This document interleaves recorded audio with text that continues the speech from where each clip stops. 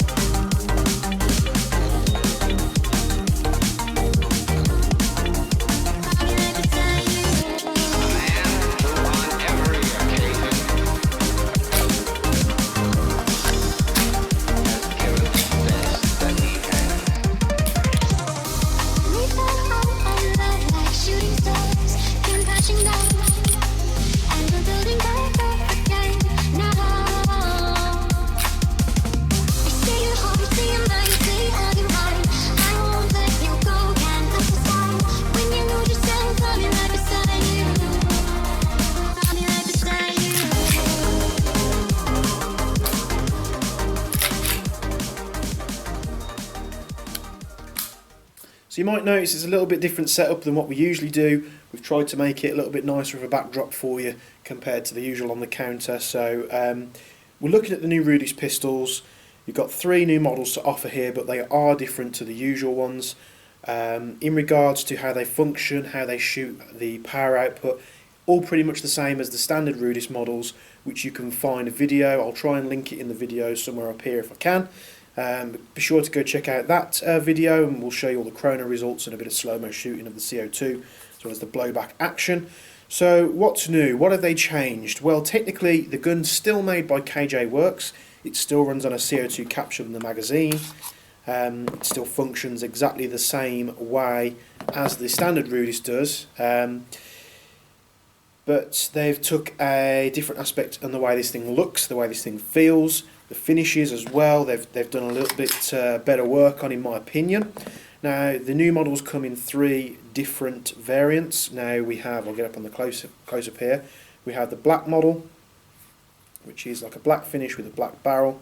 Still has the threaded outer barrel on there if you want to run some kind of funky flash hider or a suppressor. We've got the stone model, which is like a grey, which comes with a silver outer barrel. And this is 14mm counterclockwise thread on there, just so you know. Same as the other Rudis models. And then we've got the new bronze model as well. Now this one is my favourite. They've done a really nice finish on this, but we'll get into that into just a moment.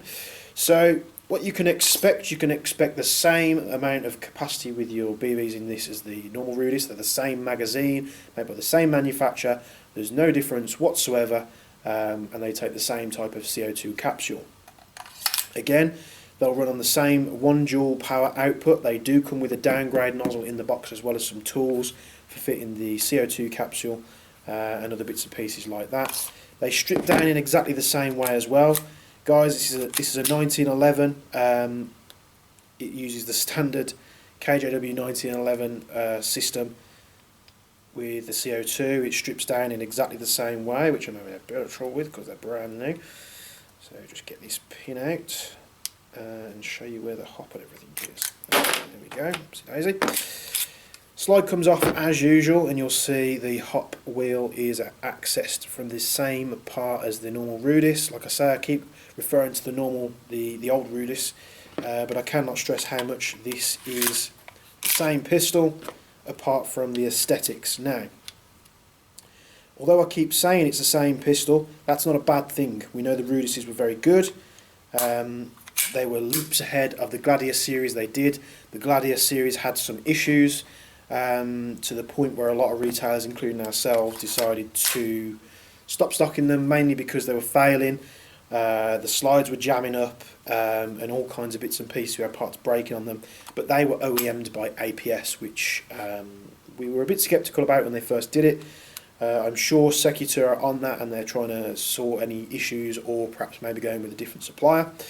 But the KJW CO2 1911s, it's been a platform that's been around for a long time.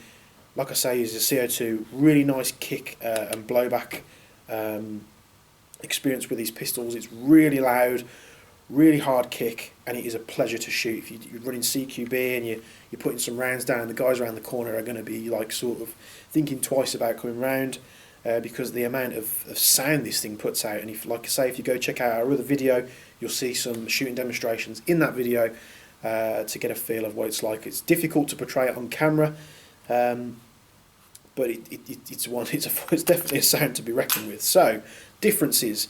It looks like they've used a different style setup to the normal Rudis. I don't have any to cross-check the barrel or the thread, but it looks like it's exactly the same system. It looks like they've stuck with the black on the two models, and then the silver on that one. They're not doing the gold barrel anymore, which was more like a really light brass colour. It wasn't like a gold, like a salient gold.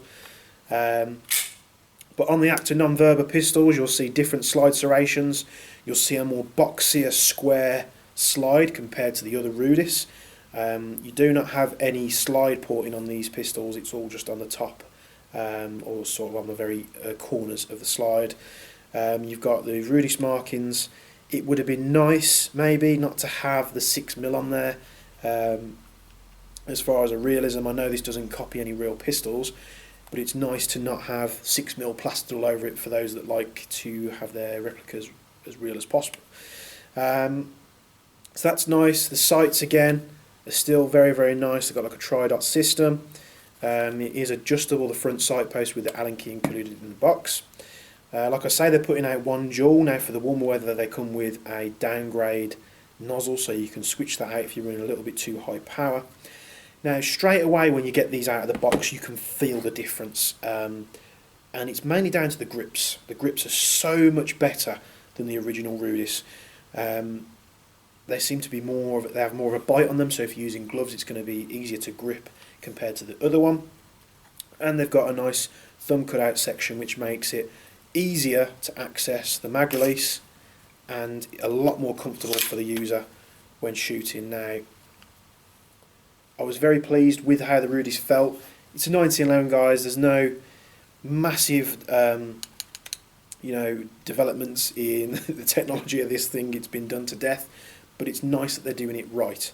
Now for me, if you're out there and you want to go into like a 1911 and you don't want to sort of shed out the money for, say, doing a Marui with some nice upgrade parts, to be honest, this is the way you want to go. When we had the first batch of the Rudis in, they went out to all the customers. As far as I'm aware, we have had none back as faulty, compared to the Gladius, which of course was a different story. So with this, you're going to find all the features that you had on the standard Rudis. You're going to find better grips, in my opinion. Now that is down to the end user. If you do like the more standardised grips, 1911 grips that is, you can just pop the screws off the side and fit whichever grips you want. It will fit the same style grips as the Maruis. They're very similar with the KJ Works. Whether the real grips will go on here, not too sure. We have fitted like the real Hogues and other bits and pieces like that to Maruis over the years, so they should be able to go on here perfectly just as good. So like I say, you've got a 14mm counterclockwise thread, which is nice. And I want to talk about the finishes now. The other pistols came in like a grey, like a grey colour. It was the only thing that they changed, obviously, was the barrel colours. But this one, they've got really nice. I'm going to get this up on the close-up here. This is the black model with the black barrel. You can see it's a lot more matte. And to be honest, the finish looks very similar to what Numerex have just put on their Glock 17s and 19s and 42s. It's a very matte, sort of, almost like it's been sandblasted before it's been painted. It's like got this. It's not a smooth texture at all, but it's not. It's probably what you more accurately find on a real pistol, to be honest. But massive plus for that. Then we've got the stone grey, which looks a little bit similar to the KWC style finishes, what they did on their CO2 1911s. It is still nice. It's still a great finish. However, myself, I'm not a fan of this grey. They could have done it maybe a little bit more matted and less metallic. But then we go on to the bronze. Now, I'm a massive fan of bronze pistols, mainly because you don't see many of them. You obviously have black, you have tan, green, but the bronze, I mean, going a few years back I had an XDM and I sent it off when Cerakoting was popular, and I had the pistol done in burnt bronze and it looked absolutely amazing. Really like that pistol, had it for many years, and it's nice that they're doing different colours like this, because not many companies out there are doing nice colours that sort of match. Obviously you've got some of the Umarex models that, like the G28s, that come in like a weird brown and tan multicolour thing there. You've got the Marui M&Ps, which are slightly off, I think, but they've got like more of a metallic gold finish, so it's nice that they've got a nice matte finish on these that's different to your normal black. So there's not really much else to say about these, because they literally are, and I know I keep saying it, please don't tell me off, they are pretty much exactly the same as the Rudis pistols. Go and check out our first video, see what we found with that. We loved them, they perform great, the FPS was right. You get the downgrade nozzles just in case in warmer weather or you're in a hot country, you can switch it out and not be going over the FPS limits for pistols if you're doing CQB. CO2, I mean, we were like sort of 2 to 3 mags worth of BBs to a CO2 capsule, which again is great for efficiency. You're not having to switch the CO2 bulbs out constantly, and they will accept green gas mags as well. You're just not going to get the nice hard kick and blowback action of the CO2. So if you do want us to go into more detail, well, even more detail with these pistols, we will do, but I don't really know if there's anything more to say other than it's a great product and they're giving you even more options to choose from. Word through the grapevine is they've missed some numbers out with the markings, so they're going to hope to plan to release more of these things to give you even more options on different aesthetics and colours, and hopefully they go the full whack. It'd be nice if they started looking at the mounting platform for these, for those that like to run RMRs. It's not a big thing on standard pistols, obviously the Cybergun / VFC FNX. They give the mount where you could put the azimuth or the Ace 1 Arms mounts on, put an RMR on there, and tactical it up even further. But that's all I've got to say about these new Acta non-Verba pistols. If you do want to know any more, please get in touch with us. You can do it on Instagram, Facebook, YouTube and Twitter. You can also send us an email to sales@bespokeairsoft.co.uk, or for this and many other standard and bespoke airsoft products, go to www.bespokeairsoft.co.uk. And any other issues, please feel to contact us with any questions you may have. Thanks for tuning into this video, or this new episode of On the Counter, although it's been a shorter one than the last one with the Umarex pistols. If you missed that one, please go back and check that out. It was a good video, and we really went into depth with the new Umarex Glocks. But we'll see you in the next video. Thanks for tuning in, and as always, any comments or criticism, put it down in the boxes below. So we'll try and link everything we can with these pistols. If not, and if we don't see you beforehand, have a great weekend, and keep on airsofting.